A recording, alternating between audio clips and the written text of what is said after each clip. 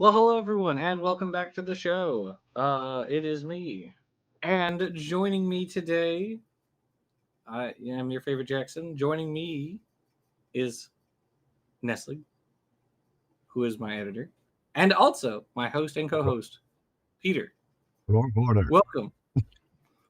I was going to say the least favorite Peter, but Oh, that's you not basically true. did that for me by just skipping. Let's see. Who's another? Well, Peter at Paleologos, right? Logos is a There's Peter that too, yeah. Peter. Yeah. Yeah, he's a Peter. It's been a while since we've chatted with him. I don't even know. I don't know what he's doing. If he still got his channel, I would assume.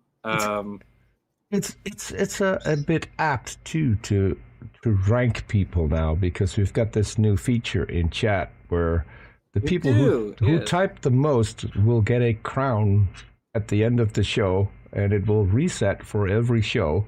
So the numbers 1, 2, and 3 will be the most active people in chat. that's so fun. We love to see it. Well, I mean, this helps out content creators, right? Because the more active the chat is, the higher up you go in the algorithm. So if people are now competing to become number one in chat, that should do the trick. Interesting. Couldn't that also leave us open to like trolls who like spam post? Well, it could, but then we have mods to help I them suppose that's true. Yeah. out. So let's see. Next week we'll have a fun show for you guys. We'll have John Perry back on, and Dan Stern Cardinal. So that'll be fun. And last week we had Matt Dillahunty on. That one actually did pretty well in terms of live streams. That one got a fair few number of views. I thought it was interesting talk. We had him on to discuss the evolution of YouTube skepticism. Trademark. Trademark, yes. TMCR, yeah. That was a good show, and I'm working on the guest for the 12th. I have suggested it. I haven't heard back yet, so yeah, maybe we will have a guest on the 12th as well. That'd be fun. Yes, we have. Let's see, who all do we have in the chat today? Speaking of, we have Majestic P back. We have Nan. We have Brian Stevens. Brian Stevens. Hydroid. We got RJ. Hello, RJ. And we got PZ. And my unfinished Cheming journey. Fascinating. Okay. I assume that is some. Yeah, we need an explanation because Arn also wondered what the Chemi means. What does it mean, my unfinished journey? Yes. But you're right, PZ. Cardinal is everywhere. I was actually on his channel. Yeah, he should was be that last week? We should name him. Was I on Dan's channel last week? My unfinished explanation. My unfinished explanation. That's pretty good. I think he recently reached 10K subs, right? Yes, we love to see it. He's well deserving of 100,000 subs. His channel 100,000. 100,000. No, he's deserving of 100,000. He's exact 10,000. I see. Sorry. Bits of mitochondrial Eve rage. Hello, welcome. Yes. I mean his content's awesome. I mean him, Dapper, Zach Hancock, Erica. They all deserve 1 million subscribers. They all make phenomenal content. And people should watch their content. If you don't, what the heck are you doing? You gotta go do RJ too. RJ also deserves. See how he skipped me again? See him what? Right there. Also, Peter, Nestling, everyone here, 1 million subscribers for everyone. I don't do much on it, so yeah. Get him. PZ, 1 million subscribers for PZ. Attack. PZ, I watched your video on Cameron Bertuzzi, and it kind of the shortness of that video reminded me of that video Donald Prothero did. Well, it wasn't a video he did. Sorry, it was a documentary that he was in, which was about these British creationists who got lugged around the U.S. to meet Jerry Coyne. Shortest And debate ever. Conspiracy road Yeah, trip or something. and the guy, one of the creationists, says to Donald Prothero, says, "Well, what do you think about creationist scientists?" And Prothero responds very tersely, "I don't consider them scientists." Yeah. And the guy just goes, "Oh." Yeah. Oh, It's well. it's on YouTube as the shortest creationist shortest debate. debate with a creationist. Yeah, Yeah, something like that. yeah. It's only like 30 seconds. The whole thing. It's very funny. But I suspect it was probably longer, but they cut it. I mean, they probably did Probably. for Yeah. documentary length. Yeah. Bertuzzi is an interest. Well, I lied. He's not very interesting. He's a case in which it seemed like. Oh, that's right. Yeah, I was on there for the kerning chat. I didn't know what kerning was, but now I do know what kerning is. So thank you. uh, so Bertuzzi, I saw him around on Twitter a lot, or see him around. I think he's still on there.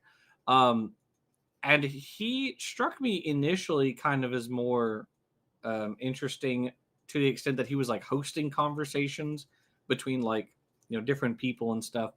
And now most of his stuff is just clickbait content. He just does like talked with like an exorcist priest or something like that, and he does like the Wojak face where he's like like that sort of stuff. And I just don't care about him anymore, so it's not interesting. So yes. Anyway. Oh, actually, PZ, a fun fact. We have a new worker at the aquarium who works in a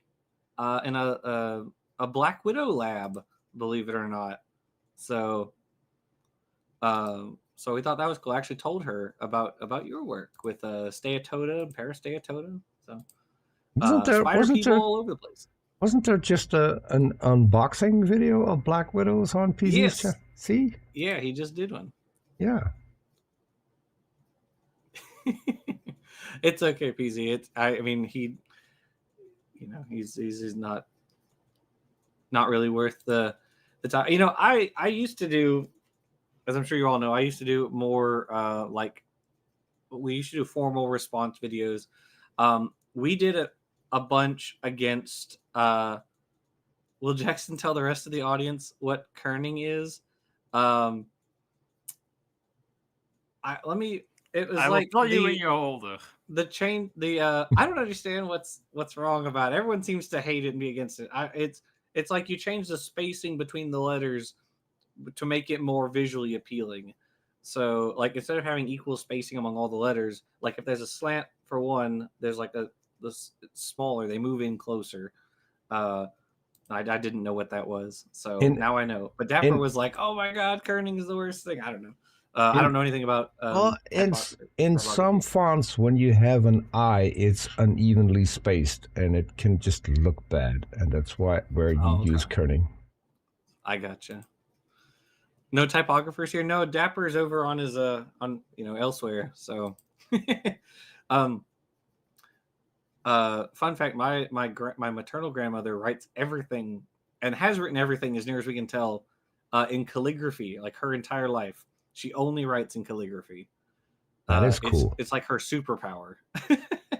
But her church had her write this very beautiful paper that had like each preacher as well as like the years that they were active. And it was just like this long list, gorgeous handwriting.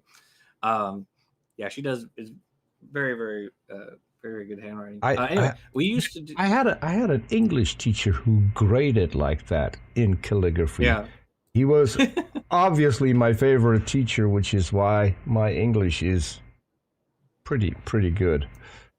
Okay. Oh, that's the most beautiful F I've ever seen. Mm-hmm. Yes. So many swirls in the Fs. I mean, yeah. So we used to do speaking of like responding, PZ, you and I got a collective response by Long Story Short way back in the day because we responded to his whale evolution video, in which he tried to dismiss whale evolution first with some really bad attempts at paleontology, and then of course the waiting time problem. He threw that one in there, which is also just dumb. And then we did a bunch of back and forths with him, and I eventually made the executive decision to stop making responses to him because he ignored the first 14 minutes of one of our responses. And at that point, I said, "Why are we even responding to him if he's not going to respond to us?" So he basically he skipped all the stuff we talked about with regard to the whale paleontology, to why pachycetids and ambulocetids are considered cetaceans. He just skipped right over. We talked about it for 14 minutes, and he just went over to the genetic stuff next. So it was at that point I was like, I'm done. I don't care anymore. So anyway, so now we do this, so we can just laugh at their videos unscripted. Can I just laugh at something else? PZ is not in chat often. He's number one at the moment. I like that. He's always I always like number that. one in our hearts, PZ. See, I like that. I think that's very appropriate. Oh, I also I was just reminded me of something. Like, I don't know if PZ might remembers this, but I also did a conversation with him a very long time ago on the origins of deuterostome versus protostome. How did the difference come about, basically? And there was an interesting discussion. What does that mean? What does what mean? I think he's asking Turning? what the number one means. So it means you're most active in chat. You're the number one player in chat. Yeah. Look at you. You're doing great. Helping Jackson's algorithm. We have to feed the algorithm. Nestling and I have also in recent weeks been hard at work on the next couple episodes of the Ancestor's Tale. The Sponge's Tale is soon to come out. And then he's working on he's editing the Coenoflagellate's Tale. And then I've already started writing the Cauliflower's Tale, which is next. There are no fungal tails, or amoebozoan tails or anything like that. They just get kind of left behind. You will skip straight over the fungi. Yeah, so I mean, we'll give them a brief, like, hello, these are the fungi. But that's kind of it. Bye, fungi. Yep. We move on. These are fungi. They're cool. Okay, anyway, moving on. They're moving on. Yeah, and that's just kind of it. They don't really get a whole lot, which is sad because fungi are cool. And then there's a bunch of other the lichens, yeah, and we did a video talking about not lichens. only fungi but also other stuff inside with them as well. When will you reach my grandmother's tale? We had a guy on a while back named Jonathan Tweet who wrote a book titled Grandmother Fish, which that reminded me of, and it's a very cute children's book about evolution. It goes through, he's got a little page for Tiktaalik, and then it says what do the fish do, and it's like swish swish swish, and then it moves on to early reptiles, and then it kind of goes on, but it's very cute. It's a little children's book.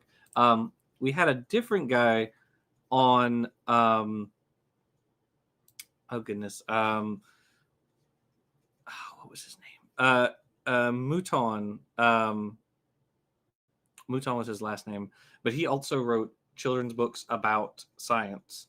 Yeah, it was like he wrote these different types. They were about scientists, or some of them were about scientists, and we chatted with him, and he was like, yeah, the point of my books is to get kids interested in science, and especially to make everyone aware of the fact that anybody can be a scientist. It was really cool.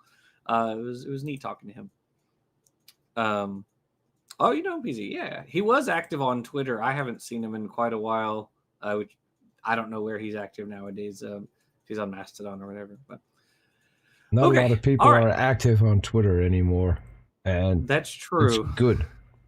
For good reason, yes. Yes. All right. Well, All right, we ready to finish up this this video, which was this is a discussion of the at the time the Trump cuts to research. Um, as it happens, a lot of those cuts got rebuffed because the president does not have the power of the purse. That's the power that rests with Congress. So Trump could not just unilaterally say we're not going to fund cancer research anymore. It is Congress that has to say we will not fund cancer research anymore. And indeed, they have. They now have with the passing of what Trump calls his big beautiful bill. So yeah, that's fun. But anyway, so yeah, couldn't take one guy, had to take a whole bunch of guys to, defund cancer research. So we love that. All right. All right. Well, let's finish this one up and then we'll move on to some PragerU climate change stuff. Well, first we have to finish this one up. We've got over 30 Well, minutes that's what I'm left. saying. Over 30 minutes, so we'll see if we can get through it. Let's see how far we get. Saying transparency is great. I'm all for it. We say that all the time. And I doubt that you would disagree, John, right? But transparency also requires responsibility. I mean, science requires responsibility, and claims require evidence. And part of that evidence has to be all of the evidence that contradicts what you're claiming. And since it's so overwhelming in the case of autism and vaccines to continually point, so it's a case where I'm concerned about not too much transparency, but about a complete lack of filter, right? Oh, because at the end of the day, the guy in the brown, the coat, is the one who is the host of this podcast.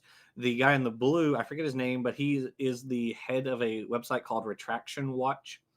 So they basically post articles or flag articles that got retracted in different scientific journals, and so that's his.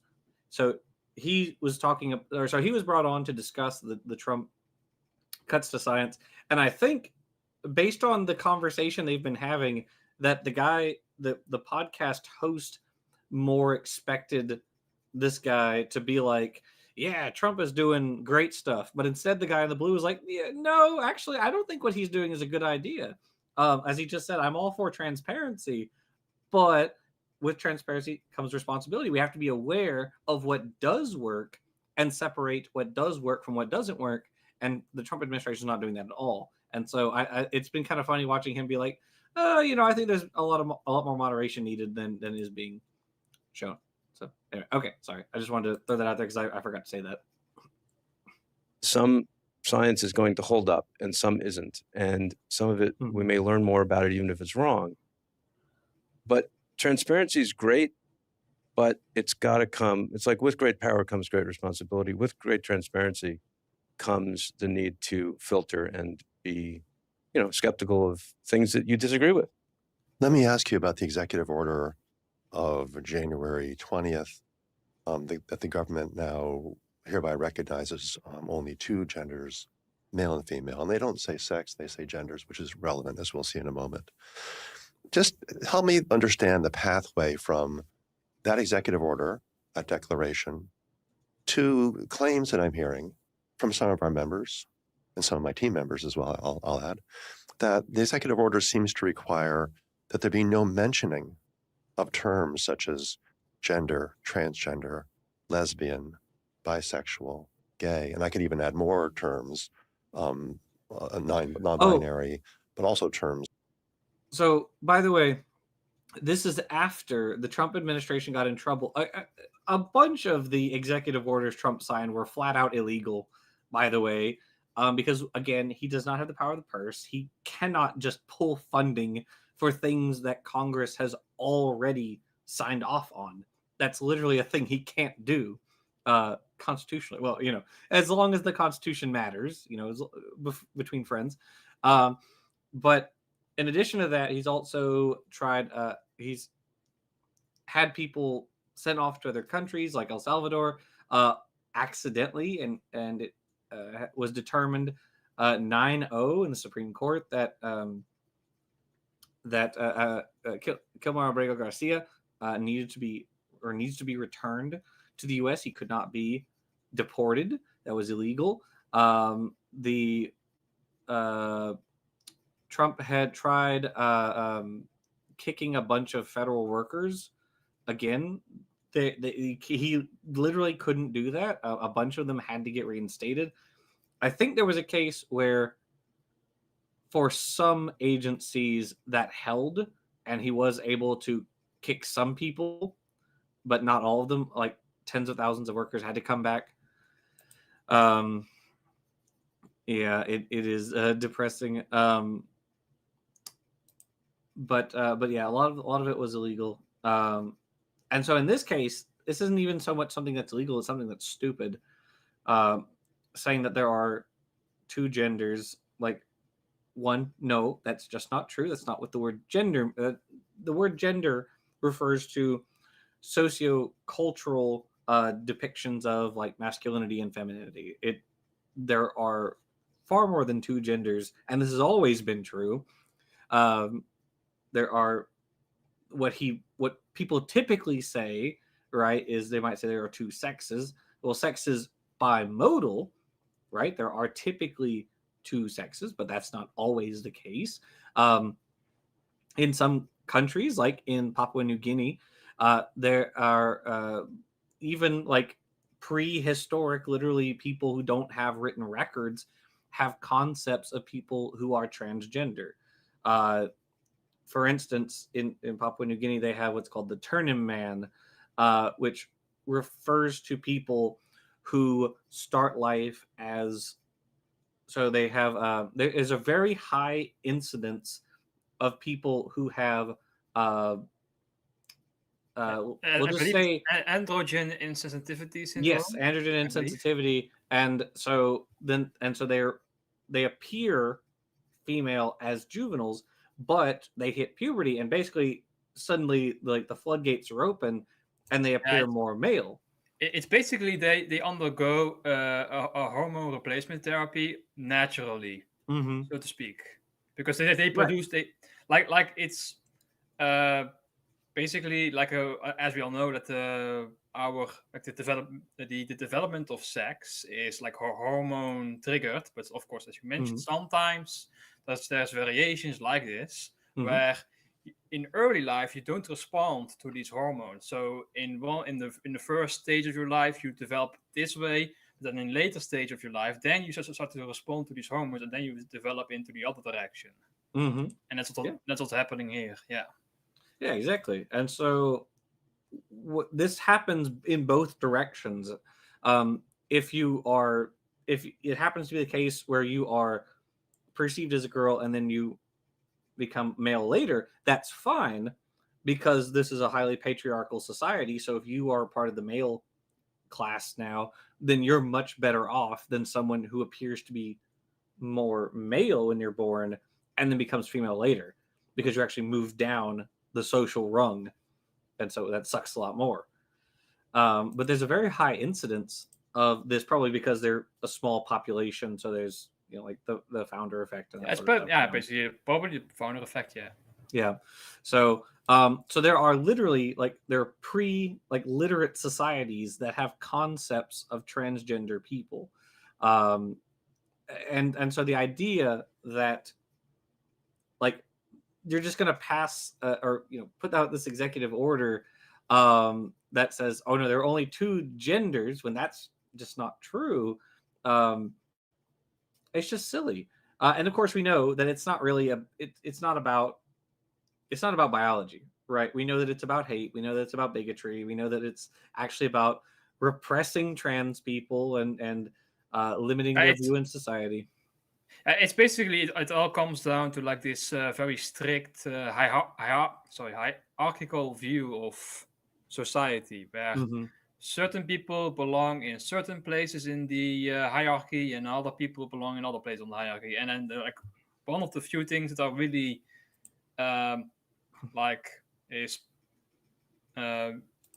really paid much attention into is the concept of course, gender. Like, men belong in this place and women belong in this place, and nobody should cross the space between the two. And that's why trans people are an existential threat to the ideology of Yeah. the right wing. Yeah, because Absolutely. Not they all. show that.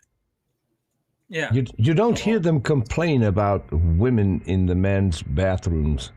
I've never seen a single complaint about that. I also haven't. It's always only people The other way Also, around. also who are assigned female at birth, or sorry, who are Mhm. assigned male at birth who transit. Yeah, it's only ever that. You never, which is funny because if you actually look at statistics, it's about 50-50 in terms Yes. of people who transition one way or the other. So it's yeah. Yeah. I'm sorry, what'd you say, Nestle? But it's also they also don't complain when men go into women's spaces. Sometimes, like when Trump goes into like the Right. Wow. It's different. room for beauty pageants, then yeah, Right, it's that's fine. different. There's a girl who or a woman, sorry. There's a woman who's on Twitter who I see every so often, and I laugh every time because people always dunk on her in the exact same way. Her name is I believe it's Riley Gaines or Haynes, and she came in 5th place. She tied for 5th in a swimming competition with a trans person. Um, and so she has, since that happened, gone on Fox News over and over and over. She probably has her own podcast now, and talked about how evil trans people are. Well, girl, you still lost. I hate to say, if Yeah. that trans person had not been in the race, you would still have come in 5th place. It had nothing to do with the trans person. So Mhm. I just I believe she was salty because like they only had like one trophy for 5th place. So what they did was like they basically did a random coin toss and they say like all right, so we give she the 5th place trophy and you the 6th place trophy, but officially you will be both placed in 5th place. But then of course she was upset that Why she would got the 6th place trophy for some I don't know. why would they Imagine. need a trophy for 5th place? That's what I'm also thinking. First, I second, mean- third. That's it. I mean, this is what's wrong. I mean, it's not that participating gives you right to a trophy. Yeah, I agree. You know, these kids And I nowadays, Peter, everybody wants a participation trophy. But Yeah. I also think if I'm not mistaken, like she eventually got the 5th place trophy, but at the moment when they were doing a photo op after the race was finished, then she held the 6th place trophy, but later she got the 5th place trophy. And that's just it's so pathetic. It really Yeah. is. Oh, yeah, and also to the point of the answer to this guy's question when he asked that some people in his studio, he said, are going to use this this executive order. The government's going to use it to try to like crack down on other things like being gay or bi or whatever. To that credit, that already happened, and Trump got beat on it. They deleted from a bunch of different government websites, like the Department of Defense website, pages relating to the Enola Gay, the plane that dropped the first atomic bomb, because it has the word gay in it. That's the name of the pilot's mother was Enola Gay. And so the pages referencing that plane just got deleted. Now they were reinstated later, but it was literally all these articles were taken off if they had if they referenced Hispanic people, if they were about women, if it said gay or bisexual or whatever, they were just removed. And there were lists of these pages, and it was all like, or it was largely pages about women getting replaced. So you can imagine how totally Yeah. normal and All about protecting women, right? From trans people. right, All exactly. about protecting women. Yeah. Yeah. Jackson, Okay, I'm sorry. that's one more reason to trick the creationists in bringing back the Flintstones. And if you're not as old as I am, just go on YouTube and look for intro of the Flintstones. You'll have a gay old time. We'll have a gay old time. True. like exclusion and other terms I could add in addition to that. What's the pathway between an executive order saying that there are two genders, which I think is meant to be part of the fight back against transgender ideology in the broader cultural context? What's the pathway from that to research? Which is also and how stupid, is research been? by the way. Why are you authoring an executive order to fight against? And we don't know what transgender ideology just means. Trans people. Let's be honest about what it means. It's not an ideology. There's no ideology. That's the thing. If they just mean, they want to say they want to. It's projection because they have an ideology that says that, again, as I said before, women belong in this place. Yep. And men belong in that place. And didn't we do this? No people are allowed to cross that. Didn't we do this with gay people already? And that didn't work? Yes. It was a choice? Someone made a choice to be gay? I mean... Yep. It's the same thing. There is no transgender ideology. It is literally just people. They want to hide trans people. They just want to hide trans. That's all they want to do. It's people. It's transparent, you might say. Yeah. They lack transparency. Affected by that order. So it's the big question. Oh, you can't call them cis because that pisses them off even more. True. I mean, I've been in fights. I've been in fights about that. Literally. So, yeah, no flakes. So here we are. Here we are. And so I think one of the things to just point out, it's not the major point here, but one of the things to just point out is that the United States, and again, I'm not a political scientist, we recognize certain countries exist, right? We recognize that like Kosovo China exists. We recognize there is a place in the world called Taiwan. We recognize that there's a place in the world like Mattel. Oh, sorry. Wasn't that China? I think you mean Mattel. Eastern Hong Kong. No. Or sorry, Western Hong Kong. Trump thought that Mattel was a country, not a toy, not a toy manufacturer. I'm not kidding. That doesn't surprise me. Mm-hmm. Anyway, I can't wait for the tariffs being put on Legoland. That's an actual thing, by the way. It's not a country, but it exists at least. Yes, yeah. Different places that are contested, let's call it that.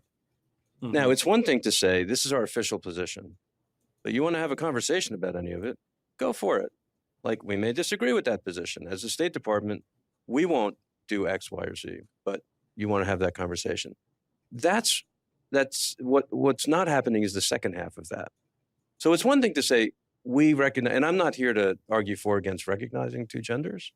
It's such a complicated issue that, I don't claim to be a Wait, I thought it was black and white. It's complicated. A trained student of it. Wait, he doesn't want to recognize two genders? No, he said he's not here to agree or disagree because it's a complicated issue.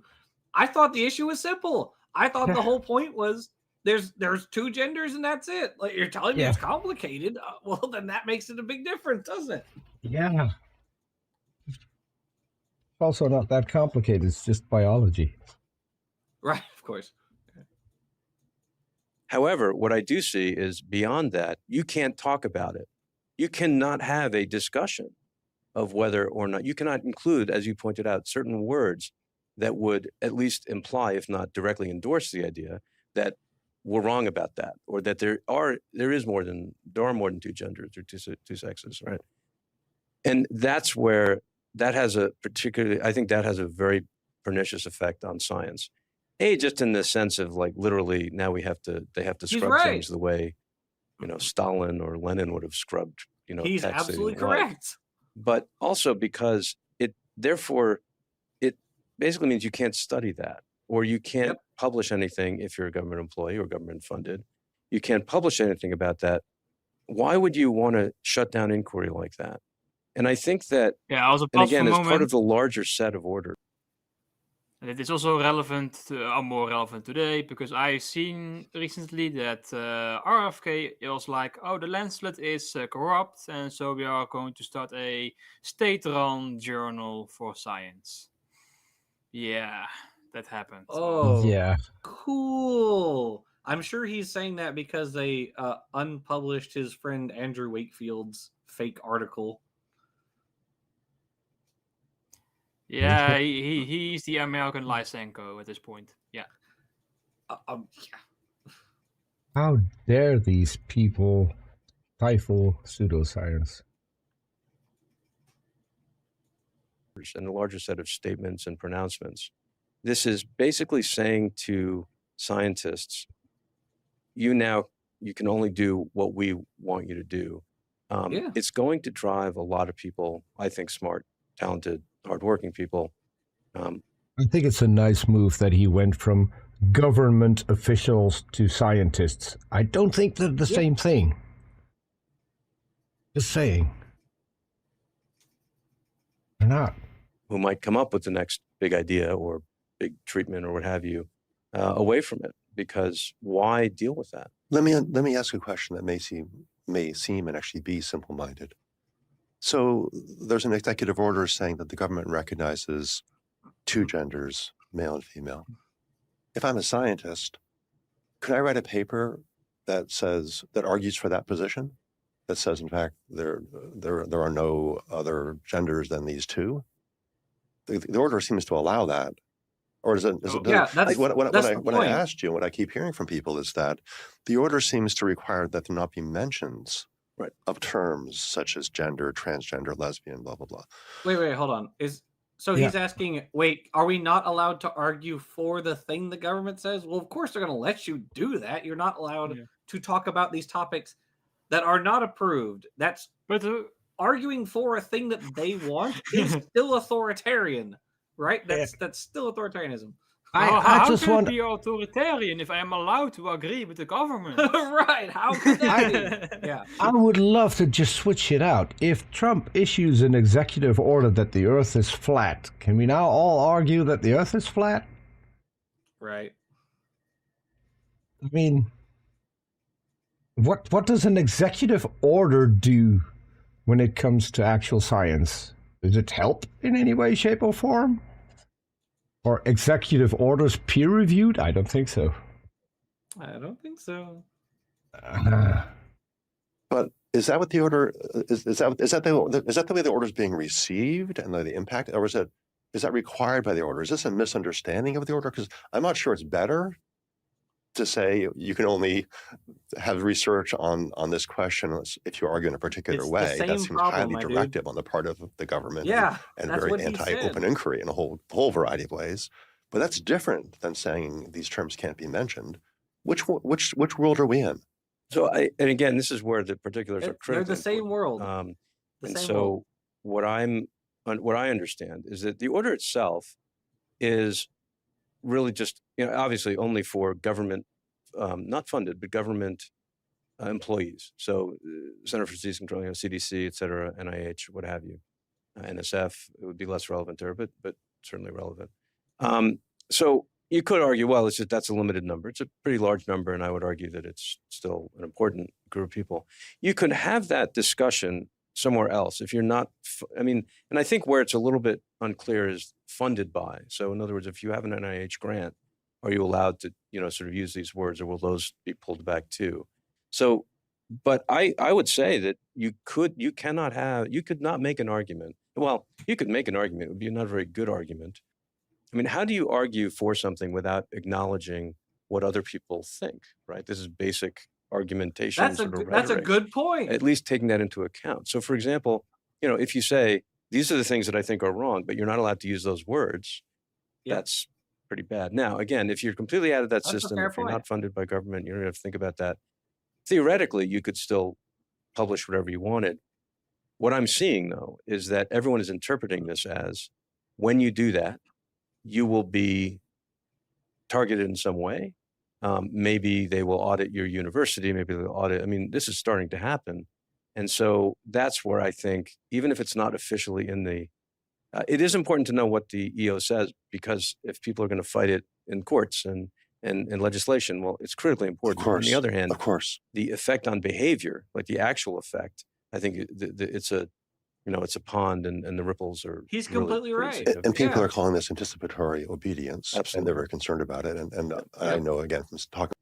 Can I just point out the bloody obvious here? Because why should there be an executive order on something that is covered in science? Shouldn't scientists be allowed to do science freely and figure out what's Absolutely. what? The government has no business putting out executive orders and saying you can't use these words anymore. That's just Yeah, exactly. incredibly stupid. It's authoritarian. Yeah, absolutely. Yes. That's the point. And that's the point. Like, it's And we've just done this there's no once. pretending anymore. We've done this once. And it was almost 100 years ago, and it didn't go down well. Yeah. And here we are, repeating history. We're back, folks.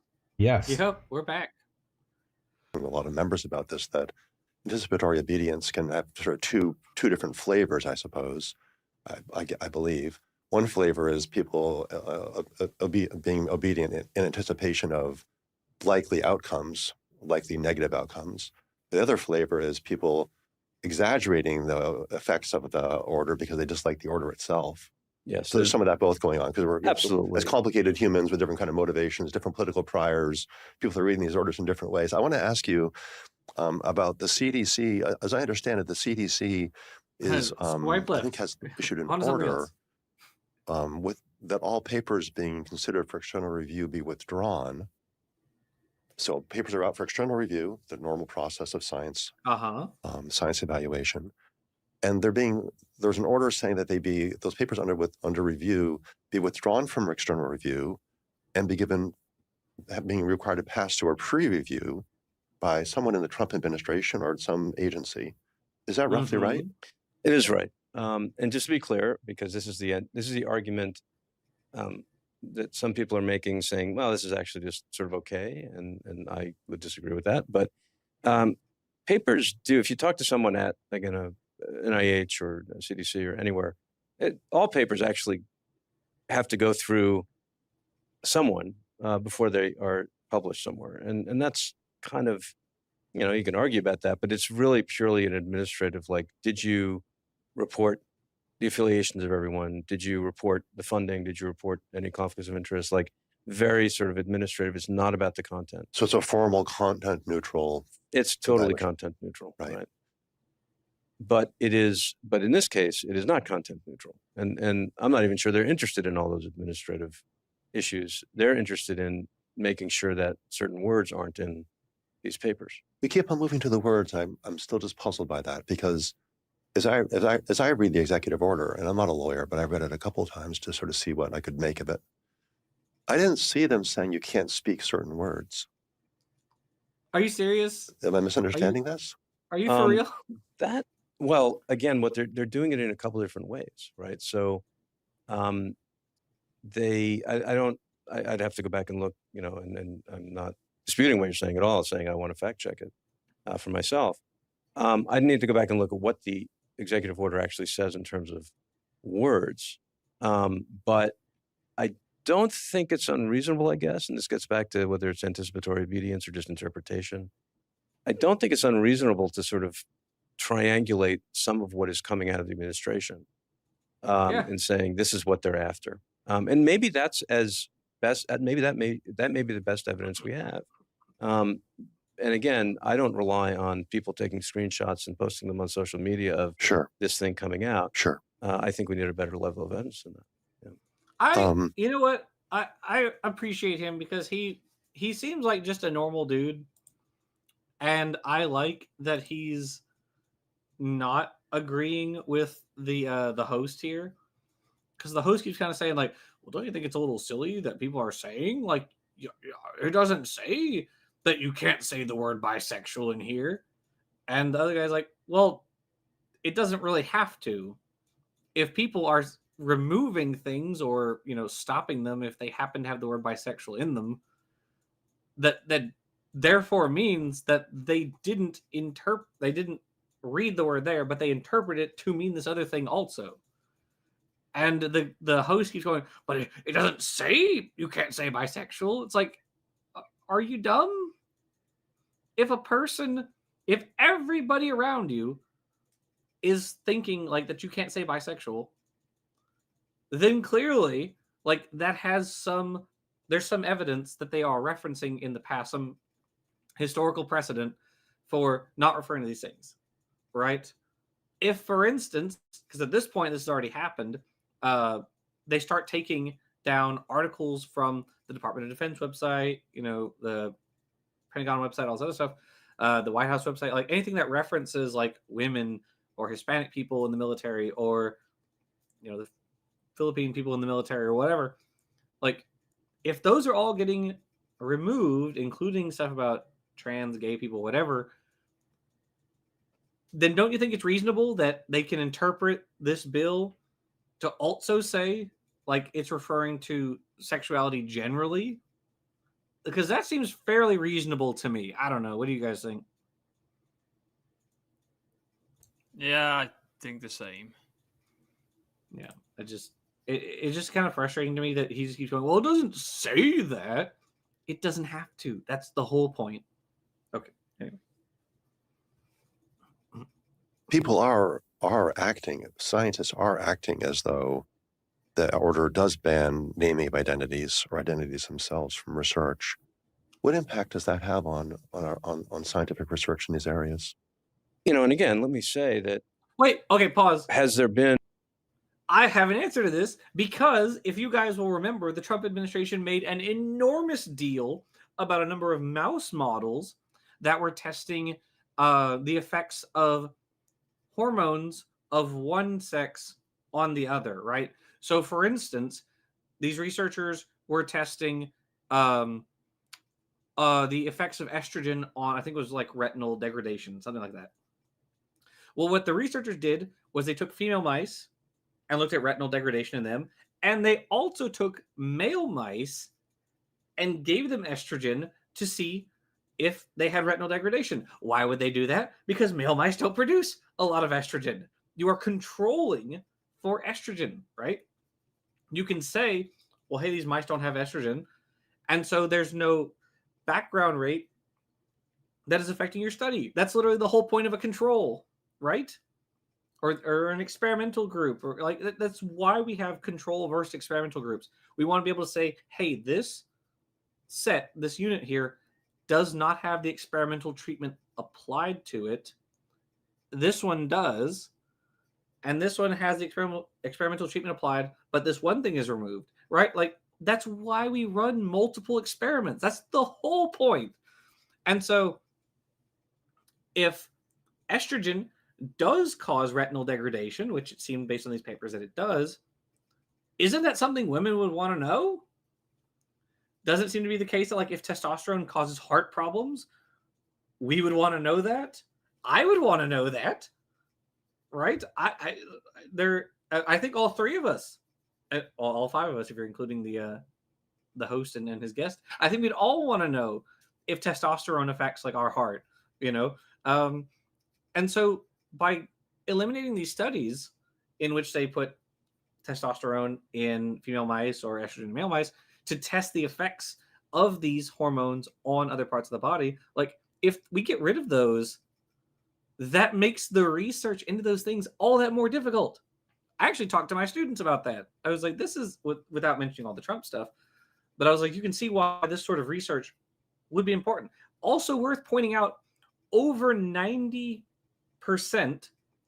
of the, because I literally just read a study about this the other day, over 90% of the gender affirming care, you know, so like so injecting testosterone or estrogen or what have you, or breast reduction, you know, different types of surgeries, over 90% of the gender affirming care goes to cis people. That is not trans people. Over 90%. Well over 90%, actually, because transgender people make up only like 1% of. Yeah, and I think the vast majority is like just men being uncomfortable with their breast sizes. Mm-hmm. Mm-hmm.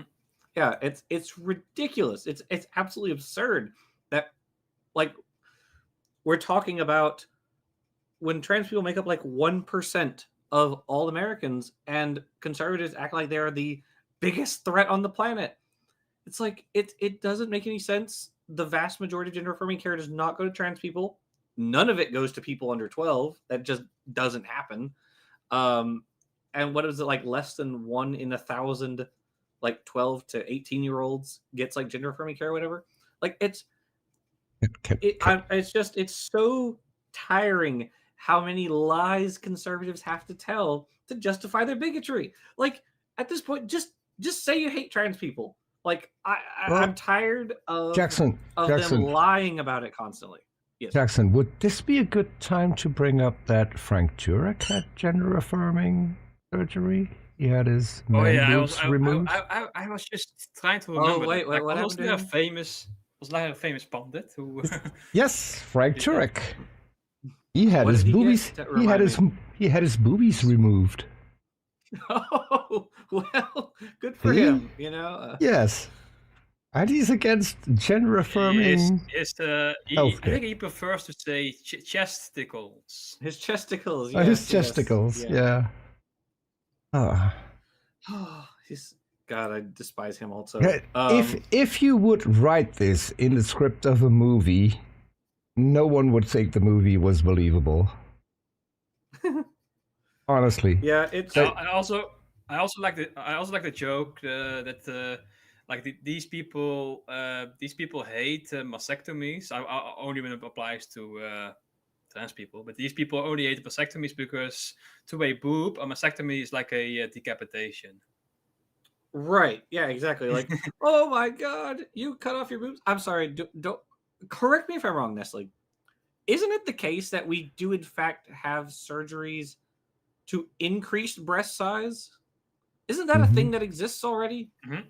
Yeah. Okay, so if someone gets their breast cut off for whatever reason, could it not then be the case that they could get them put back in? Is that not like not obviously not the same tissue, it'd be like silicone implants, but like that's a thing that happens, right? Yeah, but it's a moral outrage. It's not like they are. I would guess that some people have a problem with like also increased breast sizes because it's fake. Like they say it's fake, but when a trans person wants to reduce the breast size, then it's a moral panic because they are leaving their rightful place in society. That's all this. Okay, Majestic Peabeck corrected me. 0.6% of teens and 0.5% trans adults. Okay, I was rounding up, right? It's such a minute fraction. I am a firm believer in proportionate responses, right?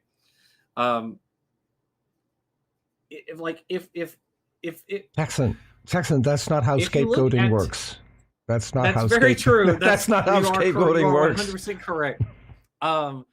There have been a number of studies that look at the percentage of posts by conservatives versus liberals that are about trans people, and conservatives every time just swamp liberals, just absolutely swamp them. And not just liberals, even if you break it down into like LGBT posting accounts and liberals separately, like versus conservatives still swamp both.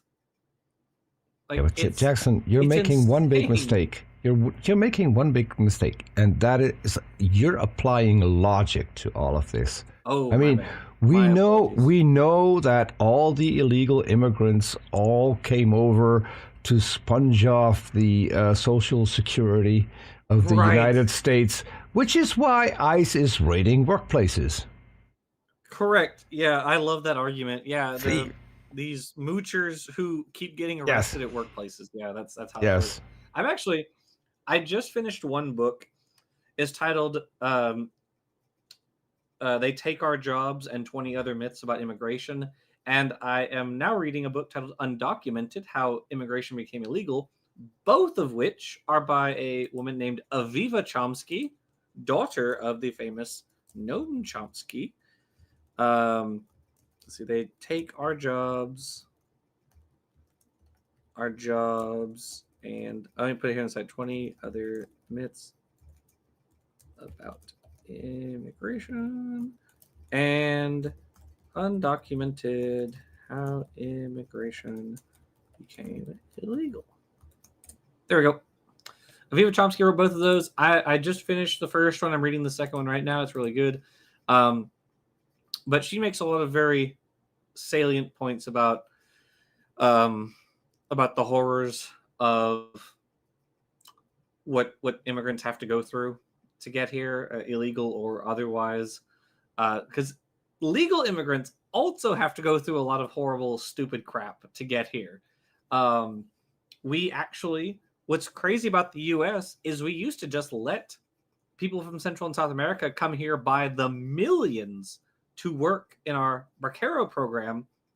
And then in 1965, we just said, nope, actually, you can't come here to work anymore. You have to get an H-2A visa or an H-2B visa. You can't just come here and like work a farm or a railroad or manufacturing anymore. But the problem was, now that we have that program, or once we developed that program, that massively decreased the number of immigrants who could come here and legally work, right? So the whole idea of it increases the demand for labor. Yep. With among illegal immigrants, because that's the only way they can, like, where you can get the labor supply, basically. So yeah, and that, because of that massively grew the number of people who became illegal immigrants, who came across the border thanks to like coyotes and things like that, and smugglers, because they wanted to go work. There are a number of, we overthrew a whole bunch of governments in Central and South America, like Guatemala, El Salvador. We helped overthrow Nicaragua. There were other issues that weren't even caused by us, right? There are things like the peso crisis, 1982, and things like this. But anyway, we're far afield of what we were talking about. Back to the stifling of science.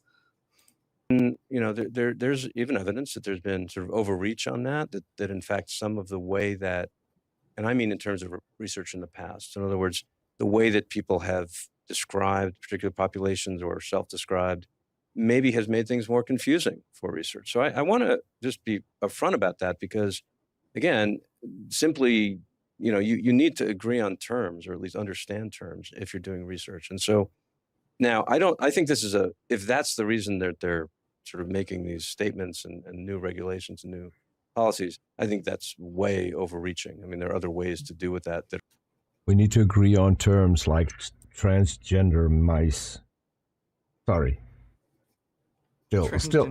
Still laughing about. Yeah, that's what Trump called it, right? Transgender mice. Yeah, the transgenic mice, the transgender mice. Yeah. Yeah. Terms aren't a thing in this administration. Oh, Jillian Solid Waves Ren, I'm sorry. You think you can talk about poverty and income inequality leading to crime? That's fake and woke, actually. We're not allowed to talk about that. Anyway, I joke. And, and also just ignore all the sociological research that decreasing income inequality lowers different types of crimes like arson and property crimes, things like that. But don't worry about it. Forget about it. Who cares? Facts aren't real. Facts don't matter. So anyway. Yeah. They seem to have stopped eating the cats and the dogs. Well, Trump canceled a lot of those people's I don't know if visas is the right word for it, but the program, the asylum program that a bunch of Haitians and people from, was it Afghanistan, I think? We allowed a bunch of people who were like Haitian nationals, or I think it was Afghan nationals, to come here to the U.S. and settle in certain places. The Afghan nationals came. Yeah, the Afghan nationals came because they helped the U.S. in Afghanistan, and we're not Yes, safe right, there that's what I'm saying. anymore. That's why they Yeah, came to the U.S. It was 3 countries, I think, and Biden and in fairness, Biden also didn't help. He let the program. They didn't. I should say they did not re-up the program, and so I think it ran out, or was like set to run out or something like that during Trump's term, and Trump was like, I think Trump like sped it up basically and was like, "Yep, we're kicking him out." So in fairness, Biden also didn't do great. He sucked on letting people who should have come here come here. So, But now they are welcoming the most oppressed people of the the white whole South world. Africans, White, yeah. white South Africans. And And then we have the Tate brothers. Oh yeah, I don't know if you guys heard they got apparently they committed like I think they were like caught up in again another like sex trafficking ring in Yes, Britain also in the UK. in addition to Romania. Just Yes. I saw somebody post that they were collecting charges like Pokemon, and I thought that was very funny. Andrew Tate's brother had 11 counts of rape. Yep, that's And that was only from one. Oh. And that was only from one individual too. So, and there were multiple. So that yeah. Anyway, okay. Back Certainly to not political. back to So I think that the problem is you have groups of people who describe themselves a certain way, and by the way, it's not just and again you discuss trans ideology and things like that. It's not just even in that realm. I mean, I think there's actually some questions about whether you can sort of talk about. I saw one thing sort of whether you can talk about like women as underrepresented in research, which they are sometimes for structural, well-intentioned but eventually bad reasons, like pregnancy and sort of basically calling every woman, below the age of 55 or something, potential in birth, child-rearing years, and basically excluding them from research for that. And that's all bad. Like that was just overreach itself, maybe well-intentioned. But if you, I'm sorry, when was this happening? Oh, this was happening until it's still, in some ways it's still happening, but there okay. are. I didn't even know about If you that. look at the exclusion criteria, Before January 20th. Oh, way before. No, this is something going back to the 60s, and Right. maybe earlier, when you had clinical trials. My point is, like, is there something that needed to get fixed? I guess is what I'm getting at, and that is something that I think actually has been slowly getting fixed, but still could use some work. But that doesn't seem to be the sort of. He's making a purpose of good this. point here. So this is sort of He's making a getting us really to a good point point. where you can't differentiate people in a lot of different ways. Now, maybe it's okay to differentiate height. So you're taller than I am, John. So there'll be a table if we're both in a clinical trial, that's okay. But can we talk about anything else in terms of identity? And if you severely limit, right, no matter where that line is, and I take your point that, is it in the EO? Is it, important questions, but there is some limitation. And if you limit the populations that you can talk about, then you therefore limit the populations that you can study effectively. And you end up with, a lot of research is too overgeneralized as it is. In other words, we say that the same thing will work for you and me, and then like He's other right. people here Here, in pause Times for a second. Square who are totally. Yeah, he's absolutely correct on this. There's a really good paper by Kara Tannenbaum, I think was her name, and it was about sex differences in research, and she talked about how sex differences do affect the like your samples. So if you don't report, for instance, that a third of your sample was female, that can have statistically significant effects on your data set. That's true. That's absolutely true. And she points to a bunch of examples. This was in a 2019 paper. I bet I can find it. Cara Tannenbaum 2019. It was like here it is. Sex and gender analysis improves science and engineering. It's a really good paper. First published in Nature.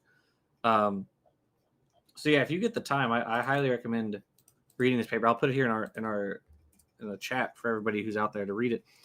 But yeah, Yeah, Gillian, exactly right. Yeah, clinical trials routinely ignore women because their health is more complicated. Yeah, exactly right. And so this paper goes through a bunch of examples that talk about like, okay, well, why did they get this one statistically significant result when they used, like they're like, oh, why is it this way in this trial but not in this trial? Oh, well, it turns out a third of the sample is females in one, but it's half in the other, right? And so, like, you get that kind of stuff. That is very important, actually. I mean, he's making a very good point. So yeah, 100% agree. Totally different from we are, had different genetics. So already we're doing that, and now we're going to make that problem even worse because we're basically going to say, well, there's kind of one study subject, and everything's going to work for them. So let's continue on this politicized element, if we can, for a moment. I know people who are extremely upset about this executive order. I know other people who are extremely happy about it. Part of the culture wars that are going on, and people have good reasons to have strong feelings on both sides of that issue, it seems to me. There's been a lot of strange things and controversies and squelching of viewpoints for some time now. And we're seeing it now associated with this executive order, with the people on the political left, to speak broadly, being most alarmed. But it wasn't so long ago that people on the political right were the ones who were extremely alarmed. Can you talk a little bit about that? What is this an equal opportunity error of government involvement in science? What is he? Can you say something about the structure or the nature of that? How it is that claims start limiting science? What's the power? What's the talisman, if there is one, that allows people's worries about these issues, their political worries about these issues, to find their way into science and to effectively constrain it? What I would like to know is, what are the good reasons for the people who are against what science obviously figured out to be the truth? I mean, how can you have good reasons against that? Yeah. Peter, did I just miss it? Did he say why conservatives used to be upset? Because I didn't hear it. No, he made it appear that they were upset about the same thing, but then it switched from the conservative right to the conservative left, which I don't think ever happened. Okay, but weird, because I was like, I don't know what he's Maybe the other guy will know what he's talking about, because I have no idea what he's referring to. I think some of the things that he says need to be kind of disguised as to not alarm even more people. Possibly. Yeah, he's like, stuff and things, guys. Yeah. It's pointing out that there are two sides, and they both might have a good point, which is not the case in science. You're either your science is backed with evidence or it's not. Those are the two sides. Mm-hmm. What's the power source? Fascinating, right? So, and I think this gets back to the USC meeting that you referred to, and where we met, right? And the USC meeting in early January on censorship in science, which is available online. You should check it out. It's a great YouTube video. And I think that's my plug. You. Yeah, well, I'm part of the people should watch and maybe argue about and disagree with my talk too. That's available there. I think that this is where this is interesting to me and problematic, and that's why I think we need to explore it. It was a meeting that happened at some point in the past. It's a form of censorship. I mean, and in this case, it's literally censorship because it's the government. Like, we talk about censorship a lot, and people sort of go to that. Oh, well, if it's not the government, it's not censorship. I'm not sure how useful that argument is, but let's just call it censorship with a lowercase c. So for many years, you've seen cases, many of which we've covered at Retraction Watch, of papers being, for example, retracted because basically, and not basically, there are journals that say this is what they're doing. Well, there's nothing wrong about the results, right? Nothing scientifically wrong. Nothing scientifically incorrect. And every paper has flaws. We're humans, and you want that, because not that you want flaws, but you don't want people to wait until everything's absolutely buttoned down, because, of course, other than the law of gravity, there aren't too many things like that. So And even that's okay. Even- but go on. see, this is physics. but I go on. shouldn't have even said that, John, because I know somebody is probably going, point taken. The point is that they were being retracted because the results, while as robust as any other results, might do harm, right? That's not a great can you give an reason example? to retract a paper or to. And by the way, again, just term of art or sort of detail here, retraction doesn't actually mean removing it from the world. It shouldn't. It means stamping it as retracted. You should not trust this or rely on it. Right. So you're not removing it from creation. You're just again making it. You're labeling it.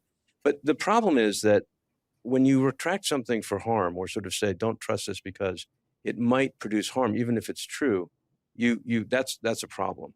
And I would argue that, and so that's been happening to people. Can you give an example? Like Michael Bailey, who spoke at the meeting as well, and who try and study, what they're studying in trans, like biology or in sort of some of these issues and what have you, in other fields too, abortion. And I want to, and so I would argue that what's happening now in terms of whether the executive order or what the effect of the executive order and the language is the same thing. They're saying it would be harmful to allow this kind of conversation and to allow that there are more than two genders, sexes. And so therefore we're going to shut it down, right? And the reason I push on that is because I want people to see that no matter where you are on the political spectrum or on what you believe in science or trust or what have you, if you are shutting down inquiry, if you are shutting or sort of saying, let's not trust this result because it could be dangerous, harmful, you're engaged in the same activity. Here, pause for a second. Now, Peter. if you want to do that, I genuinely don't know what he's talking about. It's really interesting to me that this conversation has been steeped in examples until now. It's strange to me that suddenly I have no idea what they're referring to. He's doing his very best to be as vague as possible in order to be believable, because I'm pretty sure that if he would be accurate and if he would come up with some examples, things would look very differently. Yeah, I mean, maybe I would even agree with him on but I don't know what he's talking about when he says, they're doing studies on trans people. There's always a good reason. There's always a good reason to keep some information from the general public, and it's always a bad reason. But I mean, Peter, whenever Dapper, Nestle, whoever, whenever all of us talk to a creationist, we are never vague about what we're saying. No. We want to hammer down what exactly it is that the two of us are talking about so that we can say, oh, okay, so now that we agree on this definition, let's take that from there, right? That's always the point of these conversations. And so to suddenly go, well, creationists do this like with information, for instance, or kind. You can hammer all day, and they will never give you an example. They'll give you examples. They will never give you a definition. Never a definition of what a kind is, of what information is. Because that's going to give it to you because that's going to limit the arguments they want to make. That's it. And I think that is probably what's happening here. If he had an example of a study that was true but could cause harm, just say it. What do you mean? What's an example of that thing? I might even agree with you. I might be on the same page as you. Be like, oh yeah, I've heard of that. Okay, that's fine. But I don't know, and I can't know because he won't say it. They're just being so vague right now about it. It's really, really frustrating. Yeah, it's not helpful to have a discussion like this if people actually want to form an opinion, because it's impossible to form an opinion about anything they're talking about right now. Your Honor, I object because it's devastating to my case. That was a Liar Liar, wasn't it? Was what that was from? With Jim Carrey? Oh, I think that's what that's from. I watch not enough movies. know about that. Camilla actually showed that one to me, believe it or not. You have time to watch movies? I'm jealous now. You know, I'm about to finish Game of Thrones. I'm on the last episode, believe it or not. I retired in 2019 and I thought I'm going to have so much free time now. I have less time than when I was still working. I am not kidding. Yeah. Yep, I was right, Larry. Haha. Yeah. Yeah, I don't know. All right, we can keep going. I think that's bad, but if you want to do that, at least be consistent. So if you're someone who was shutting things down, say, again, broadly speaking, on the left, for that, well, that's true, but it could be dangerous. And some of those papers, by the way, are actually flawed and should be retracted, but a lot of them is just because of harm. Well, then you should actually be saying, okay, I see what you're doing over there, because you've aided and abetted. I want to give an example. You mean, sorry, what you're doing over there with this new executive order you're saying? Thank you. Yeah, exactly. That's You the should analogy. you should recognize the behavior. You should recognize the strategy and maybe either agree with it, which I wouldn't argue for, but sort of recognize that in it, recognize.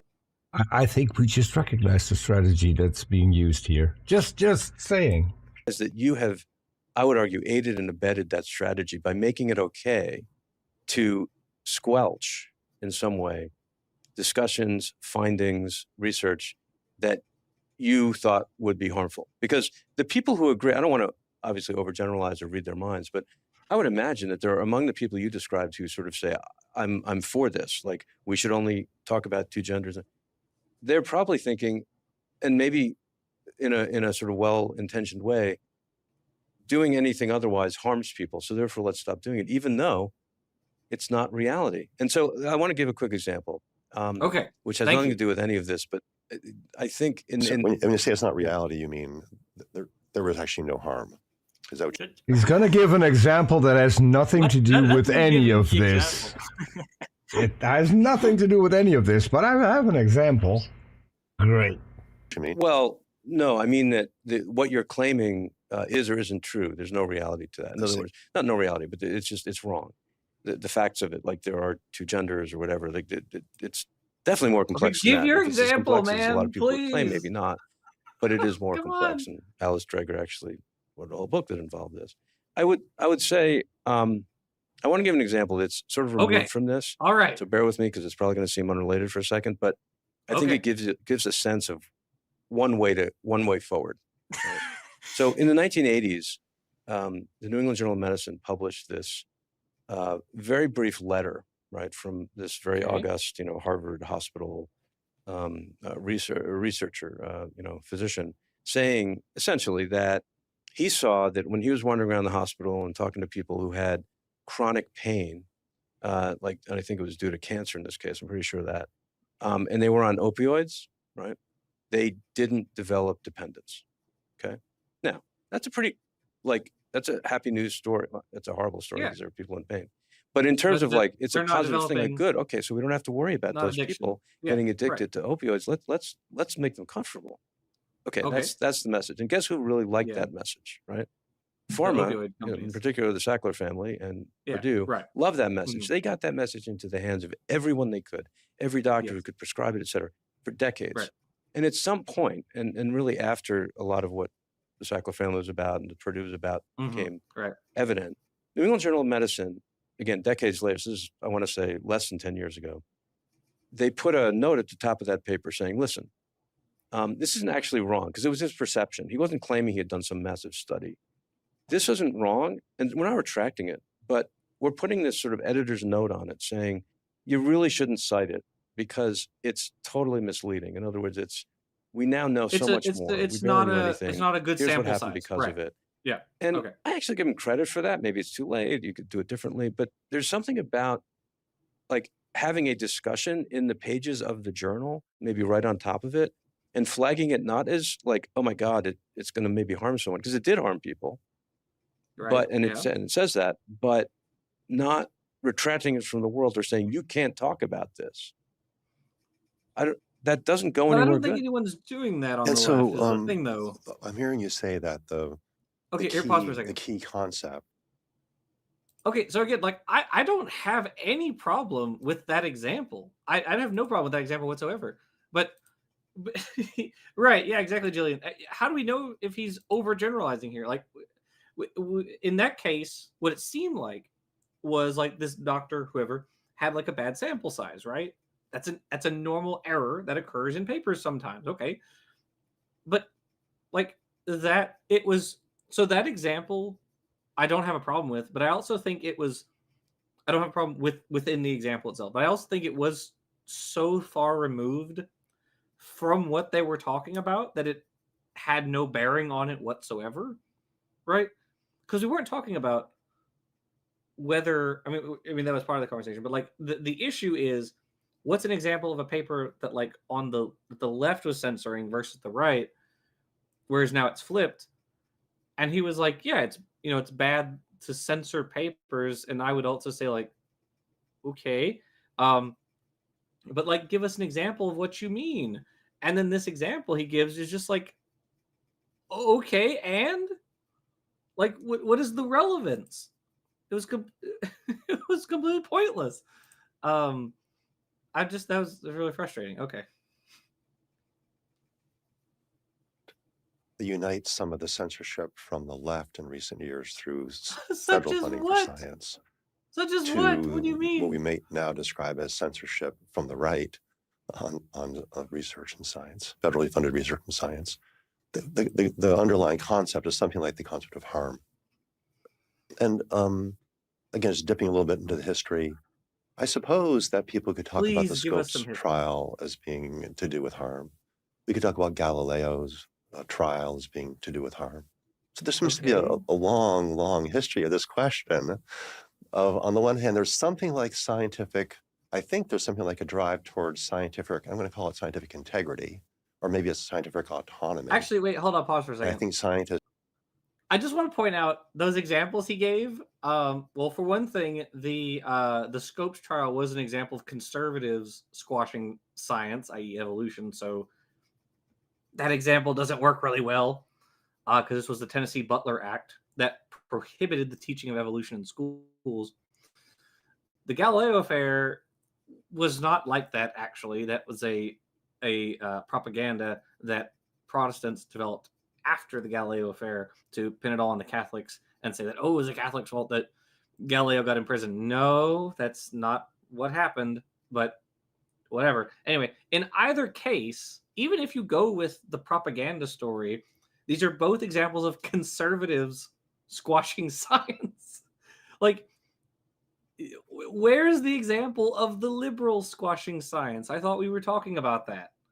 But it's so like, why won't he just give one example? Just one. I beg you, my kingdom, for one example. Okay. think that integrity and autonomy are closely connected concepts, that only insofar as they're allowed to freely, as the experts, be the ones to decide for themselves which topics should be discussed, which ones should not be discussed, and they face the rigors of peer review and criticism, and no one gets a free pass in that world. It's a very it's generally a very competitive world. I'm giving you a look, John, about peer review, but go on. I caught that. But that's an idea of science. But again, going back to something I was saying at the start of this conversation, we live in a world where, in an era where the federal government and state governments are heavily involved in funding these projects. And the people in a democracy have some voice in what gets funded and what doesn't get funded. If we think about the reason why the public funds are used for science, one answer is it's purely for the good of science. We want to know things. We want to know how many stars there are. Okay, I'm sorry. Hold on. How many leaves are on.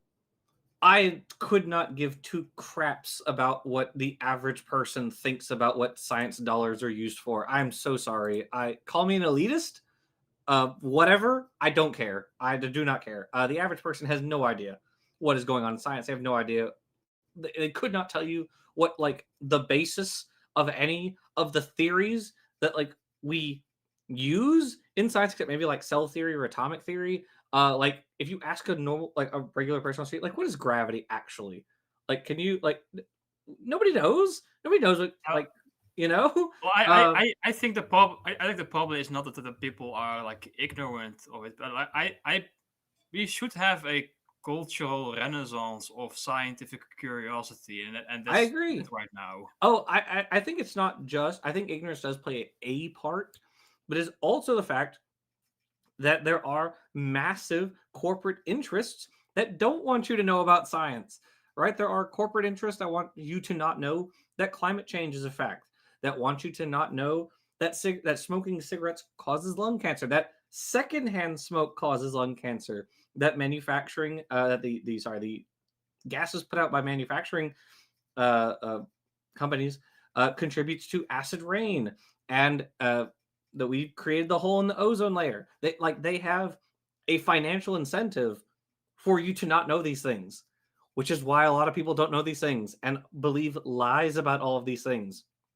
There are literally billions of dollars pumped into propaganda campaigns, into public relation campaigns, and we're going to watch some of those, next time, whatever. Uh, like it's, but I do think ignorance also does play a part. I really do. Um, Yeah, yeah. it's But I don't think I don't think the solution would be like educating everybody, because that will be impossible. You cannot educate everybody on like all of these things so that they know what science is being funded for. What I'm thinking is that they should just be curious about like research questions, even if they don't know, even if they don't know what the topic is about or what type of research is being done. As long as they are curious, then they will be fine with it. if you. I think I agree. I first of all, I want to say I do agree with you, Nestle. If you tell people, hey, we need to study velvet worms, we need to study these little tiny guys, these little tiny invertebrates that Mhm. crawl around under logs in in South America and Australia, because we know that they have some kind of adhesive that they produce, and that adhesive could be relevant to, say, cancer treatment. If you tell the average person that, they're gonna be like, "What? What? Why would we need to pay you thousands of dollars to fly down and study this? What is this, a worm? To study cancer? How does that relate? Like, there's Like, if you told if a person in the mid 1800s, I'm using these pea plants to try to understand the basis of inheritance, you think any of them would have been like, yeah, we should spend funding on that? Which, I mean, he worked in a church, but yeah, you know what I mean. I think what would help is um like to use your own examples. Like what if we have like popular shows again about like nature, wildlife, and there's like Yeah, a very good episode on how cool velvet worms are and how they can help us a with velvet such. worm's tail, you might say. Yeah, yeah, exactly. So what if we can like just make science look cool again? Yeah. I agree. Well, and again, like the I think the problem is right now it's so fashionable to be anti-science. Yes, yes. It's Um, there is no there is like we should have another uh like a Cosmos series, for example, yeah, or something similar, like or something more fitting in today's media sphere. Because right now TV is dead, so maybe Netflix or whatever can pick up yeah, the sure. pop science culture. But right now pop science culture is dead. It's now anti-science. It's more fashionable, as you say. Yeah, that's the problem. That's why it's so easy to make a channel like Sabina Hassenfelder. It's so easy to be an Right. Eric It's Weinstein, the or yeah what's his brother's name? The other Weinstein, whatever his name is. Brett Weinstein. Yeah. Yeah, it's so easy to be them, to be an anti-science person. It's easy to be a Graham Hancock. It's easy to be a whoever the other idiots that he associates with, because it's fashionable to be anti-intellectual right now. It is fashionable. It, like, in the same sort of sense as, like, it's fashionable to like watch TikTok or whatever. Like, these they know that they can make money off of this enterprise. And the enterprise, of course, is spreading lies. They know there are people, there are groups that will pay them. There's a large segment of the population that is ideologically captured by anti-intellectualism, and also by fascism and authoritarianism. But that's down the road. But there are just so many channels that do this kind of stuff, and it's getting progressively easier for them to do that as they convince larger and larger segments of the population to also be anti-intellectual and anti-science. And the people who are science communicators are just like swamped by the number of people who are anti-science, at least in the US. In other countries, it's probably a lot better, but like right now, like 10 years ago, you'd have like a lot of people like just really liking Neil deGrasse Tyson. Mhm. But right now, a lot of people would like when Neil deGrasse Tyson is talking to, for example, Bill Maher. Mhm. More people will cheer for Bill Maher at this point, and that's a very, very big problem. It is. It sucks, especially because Bill Maher is an idiot. He's just dumb. He's an anti-vaxxer too. It's pathetic. And the germ theory denier also, or at least like he will deny that, but he spread the falsehood that like Louis Pasteur recanted his theory. Oh Christ! No way! Are you serious? Yeah, that's a very long time ago. But yeah, he did that. Yes, like he's like the how was the person again? Burchamp or the rival of Louis Pasteur. Yeah, he thinks that has some merit to it. Like that's crazy. And RFK Jr. as well. Like he also makes the same argument in his anti-Fauci book as well. Yeah. That's crazy. That's so good. Germ theory deniers. I love that these people are in positions of power. That's so fun. It's so fun for me that I have to live in a country where more people voted for a known fascist than for a black woman. That's so fun. I love this country. That's great. Okay. Anyway, we can keep on going. Trees. We want to know all different kinds of things as people interested in the world, interested in, let's say, significant facts about the world. Leaves on trees might not count. But they want to know things like how many stars there are. But then there's also a part of it which says that we fund science for the good of society, for the good of our world, for the good of the people. And so it's just an interesting little connection in there, right? Where there's harm to the people, doesn't seem completely alien to the underlying ideal, the underlying rationale for there being public funding at all. It's almost as though there needs to be some kind of maybe a necessary facing of this dilemma that harms can be defined in different ways by different people when they're in power. I still don't know what you mean by harm. Sense, I mean, some sort of autonomy. I don't know what the answer is here at all. It's sort of the issue gets more complicated for me the more I'm learning about it. Do you have any thoughts about that tension? Yeah, no, I think you're absolutely right. And I'm also going to just preface it by saying I don't have the answer either. What I have, I think, is some examples of or cases or case studies where people have grappled with this, sometimes successfully, sometimes not. One I'm thinking of is what are known as institutional review boards. So these are, roughly speaking, people call them ethics committees. They're not exactly that, but they're in charge of, and they're federally mandated for any human subjects research. If you want to do a clinical trial, or do anything involving people, you got to go through this IRB. And one thing that happened that was interesting, and now this is pretty standard, but in the 60s when there were riots, in Newark in particular, but obviously in other places, these were, based on race issues and things like this, and protests.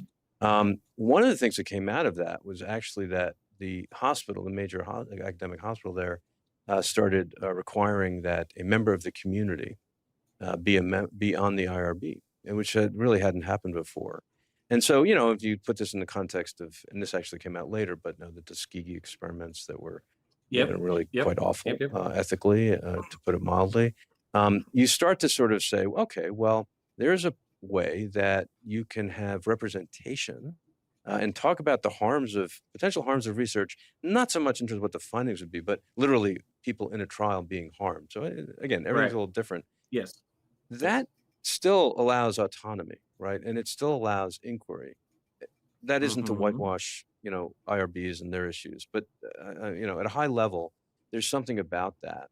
The other thing I would mention is historical. We keep getting back to history. We must both like history, John. And that is the Bayh-Dole Act of 1980.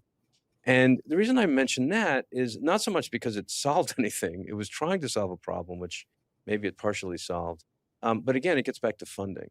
So basically, in 1980, the sort of universities needed funding. The government saw that all of this potential intellectual property was coming out of them, whether it was technology or drugs or what have you. And they said, okay, you should go here. You're free now to commercialize that. Like there had been a lot of reluctance to sort of both, I don't know, morally, but also legally on universities and who owned the intellectual property, and especially if it was federally funded. And so that unleashed a whole industry of people who do that kind of work and all sorts of things. But if you look again at how science is funded now, universities are, I think that I'm sorry.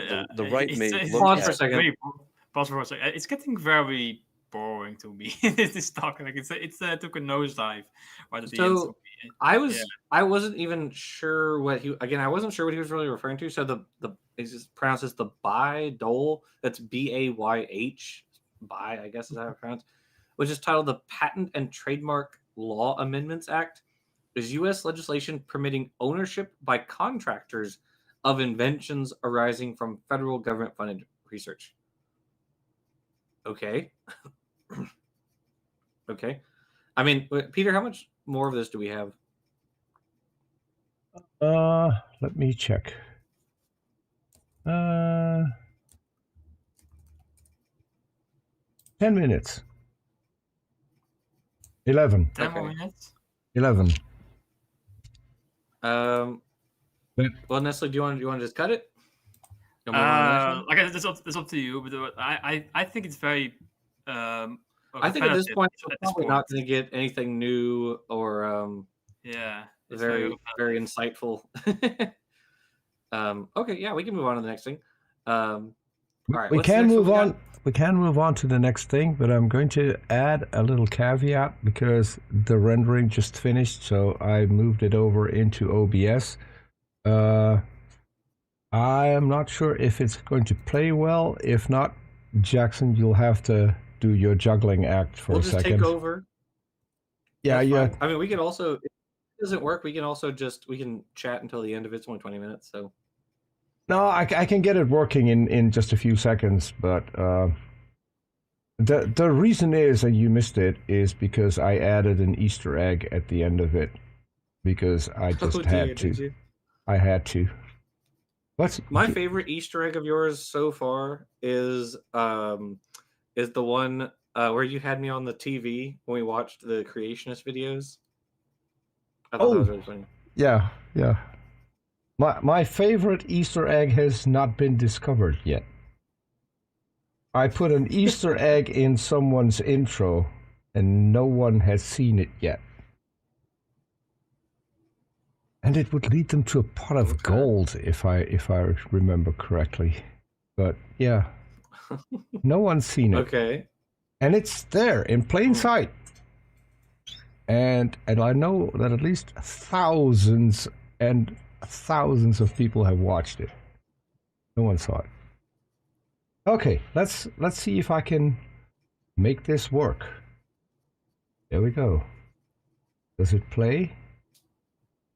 No. Also, It doesn't play. uh-oh. Okay, Okay. well, So that's Jackson, all right. Well, we'll do it Jackson, next time then. you can do the juggling and I'll fix it. Oh, okay. I'm juggling invisible balls, ghost balls, if you will. Well, okay. Can you pull up Nestle 2? Can we all be on screen together? I'm gonna look silly. It's us. I'm gonna look silly, but anyway. No, you can't look silly. Anyway, okay, so that was interesting. I kind of appreciate that the guest did push back on on what the host was saying, because the host kept kind of going like, oh well, that left wing, or well, no, not that part. He agreed with that part. He was like, oh well, the bill didn't actually say, as you can't say the word trans, and I did appreciate that the guest kept being like, well, it doesn't really have to. I mean, if other people interpret it as being that, that's kind of important. But anyway, so that was intriguing. I'm an atmospheric talking about physicist. the executive orders and all that. That's why. So I picked that channel because a friend of mine, for anyone who's, if you weren't there for the last one, I'm sorry, there's been a bunch of messages going off my phone. A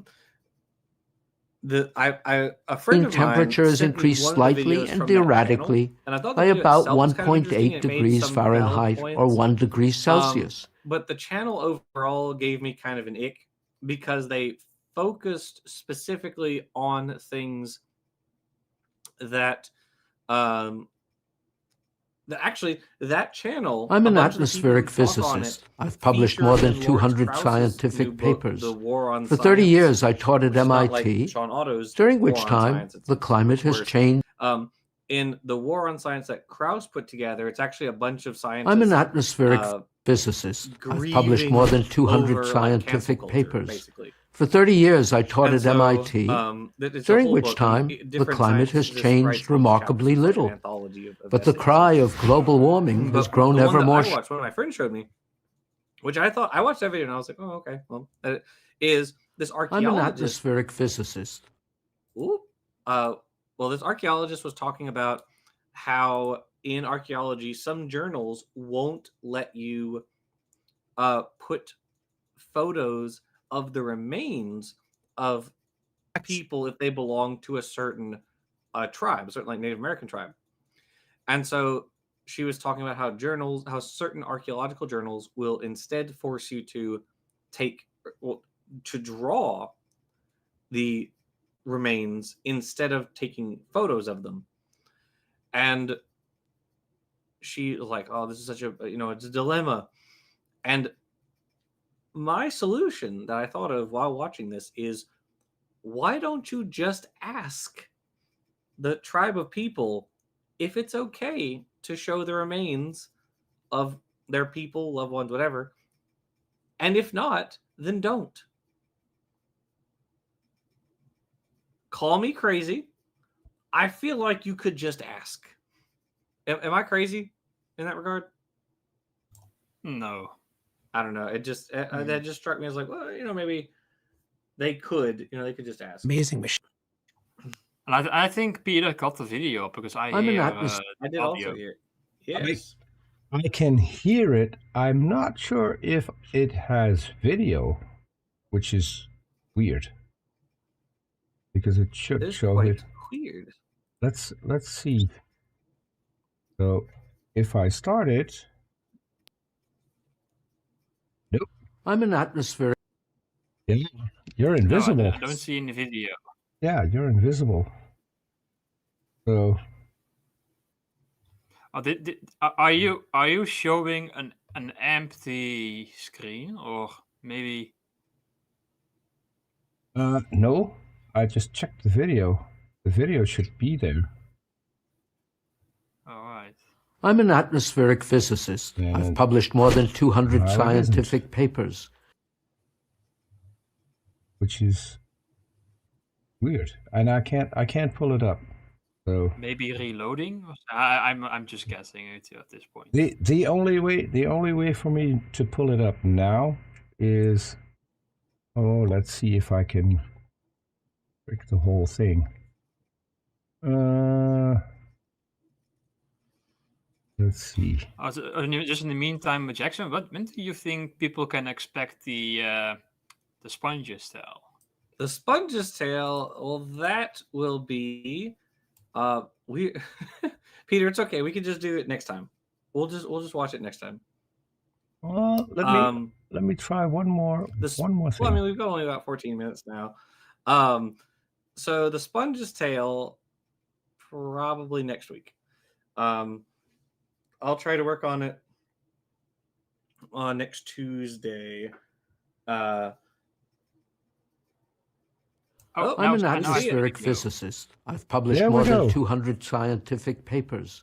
For 30 years, I taught at MIT, during which time the climate has changed remarkably little. But the cry of global warming has grown ever more shrill. In fact, it seems so it works. that the less the climate changes, the louder the voices of the climate alarm. Do you still want to continue, Jackson, or what we have at this point is just a series of 5-minute videos from PragerU about climate change. I mean, we could go through at least one. I think we still have enough time. Yeah, we can do maybe at least one. Yeah. So, 5 minutes. 5 minutes. Let me start it from the start. So there we go. Okay. Yeah. I'm an atmospheric physicist. I've published more than 200 scientific papers. For 30 years, I taught at MIT, during which time the climate has changed remarkably little. But the cry of he didn't say. He will say he will say that at the end of the video, I think. Wait, but, Nestle, do you remember what his name is? I don't remember his name. I have to know. I have to know if it's someone I'm. Maybe it will pop up on screen if you play it a little bit more. Climate change. Where is this guy? It's really easy. It's the first one that Nestle posted. Richard Lindzen. Richard Lindzen. Hold on. Richard Lindzen. Okay, Richard Lindzen. Okay, so yeah, he's just a climate. So he is an atmospheric physicist, but he is just a climate denialist. Climate change denialist. Sorry, he denies that climate exists. Let's see. Yeah, so he works for the Cato Institute. Yeah, I think he mentioned that. Okay, so he compares climate change to eugenics. That's cool. Cool. I think in these videos, Jackson, everyone just says who they are and where they work at the end of the video for some reason. Okay, all right. But I noticed that in all of the videos because I removed the last few seconds of every video, which was basically PragerU grifting, and we don't need to show that here. So he has lied about. So this guy Lindzen has lied about the so-called Little Ice Age, saying that it's not surprising to see warming after that. Of course, this is a lie. Like we've talked about this before. Of course, we did a video that was titled "Is the Earth Warming?" in which we discussed people like Lindzen here who lie about the medieval warming period and the Little Ice Age. These terms are misnomers. They apply literally only to Europe for like a few centuries, but the rest of the world, like it's not relevant to the rest of the world. And so people who refer to the Little Ice Age say, oh, don't you know that the entire world went through an ice age? And before that, it went through a warming period. So this is just another cycle, except there's no evidence of that. You can look at the carbon. You can look at like the carbon or the amount of carbon dioxide, for instance, that's present in like ice cores or recorded in tree rings, corals, soil samples, all sorts of stuff. It's not hard. And they literally just kind of have to lie about this. And so Lindzen does the same thing. So it just goes to show that like even if you even if you do write technical articles and you write these papers and things, like that doesn't mean that you're right about everything. So according to an April 30th, 2012 New York Times article, Dr. Lindzen accepts the elementary tenets of climate science. He agrees that carbon dioxide is a greenhouse gas, calling people who dispute that point nutty. He agrees that the level of it is rising because of human activity, and this should warm the climate. He also believes that decreasing tropical cirrus clouds in a warmer world will allow more long-wave radiation to escape the atmosphere, counteracting the warming. Okay. So you just mentioned that it was something about just Europe. I tweeted this today. A little village in Switzerland called Blatten was wiped from the face of the earth because a part of a glacier broke off and took some rocks with it and then tumbled down and ended up in the village. There's literally nothing left. If people want to see that, there are two pictures, one from last year and one from today. I posted that on Twitter. A fellow Dutchie who's interested in weather posted that too. And so I reposted it. But yeah, climate change isn't a thing. And I mean, they were watching it because of climate change, which is why they were able to evacuate the entire village, because they knew that what was coming. So no one got hurt. Pesky scientists believing in climate change Crazy how that works, right? saved an entire village. I mean, how stupid is that? You can look at insurance companies, which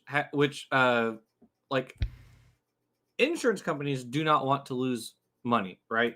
Mm-hmm. So if you're living in a place that is more likely to flood, your insurance, the amount you have to pay, is going to go up. Yep. Like, that's insurance companies are taking climate change seriously. Mm-hmm. So if they're taking it seriously, probably because they accept the research on it. Crazy. Wow, okay, that's just a scam to make more money, Jackson. We all know that. Oh, my bad. My bad. So, do you want to finish the 5 minutes? I mean, we got about 5 minutes. He's so proud that he's a real scientist. Well, I don't want that much funding for research, and if it is, it's got to be. That's the wrong areas. video. But if you look at the overall dollars, global warming has grown ever more shrill. In fact, it seems that the less the climate changes, the louder. Okay. Already? I'm sorry. Wait. Okay, I can't see what the final date is. What was it, 2016? So this chart right here says that climate change has basically not occurred since 1997. Oh, good. Okay, let's see. Earth average temperature. I don't know, since 2000.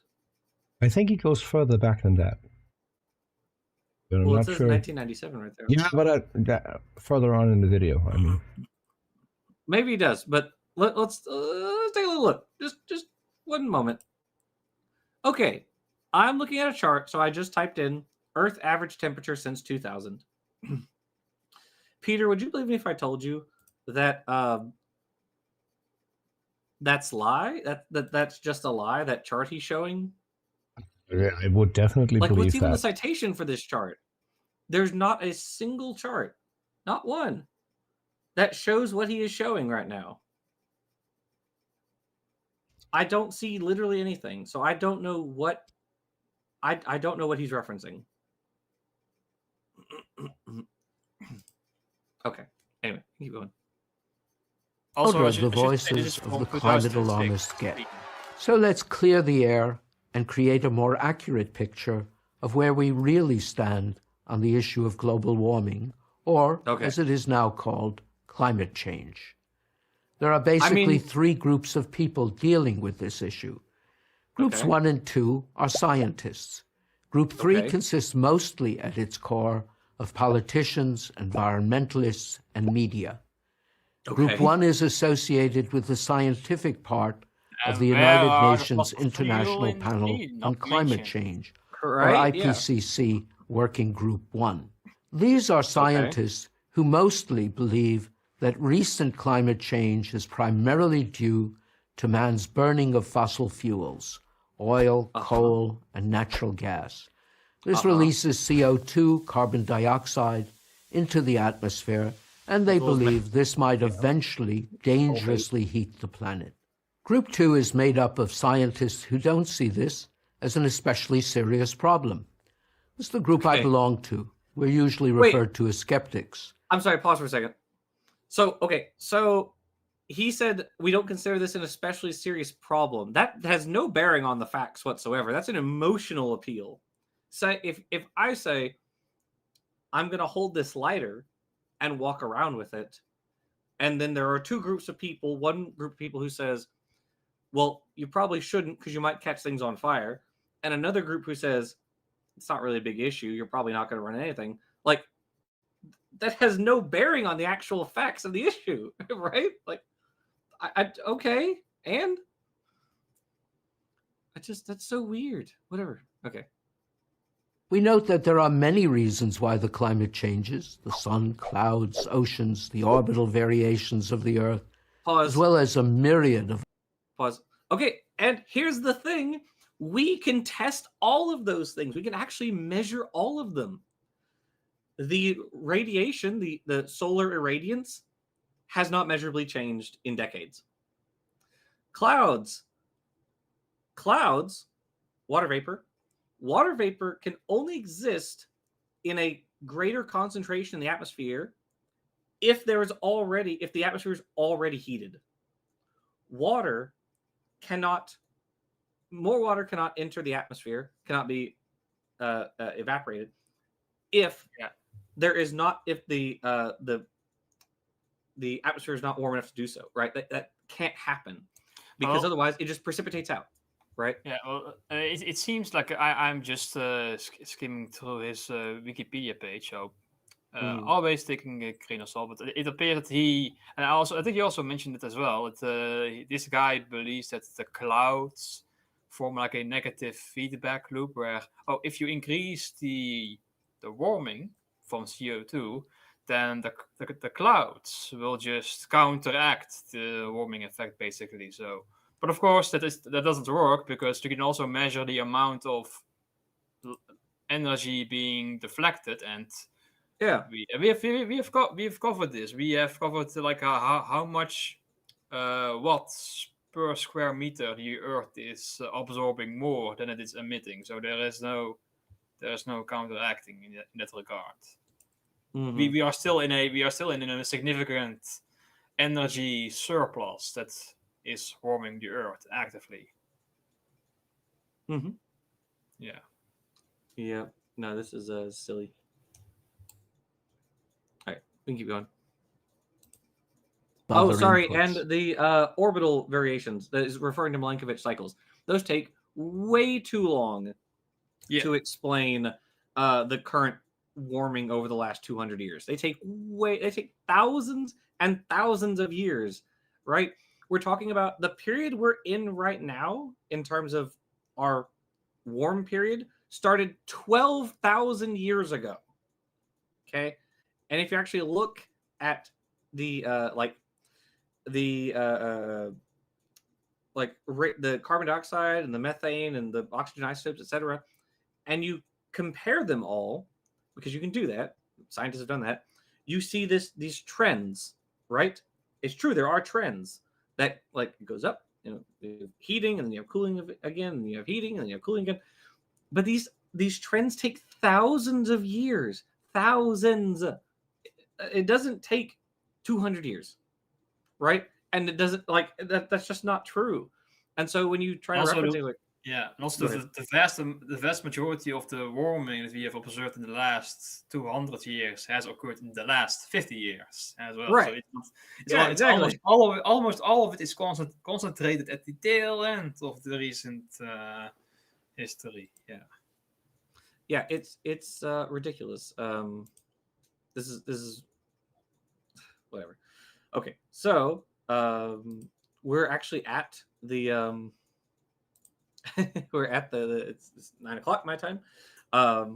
So when we'll pick this video up next time.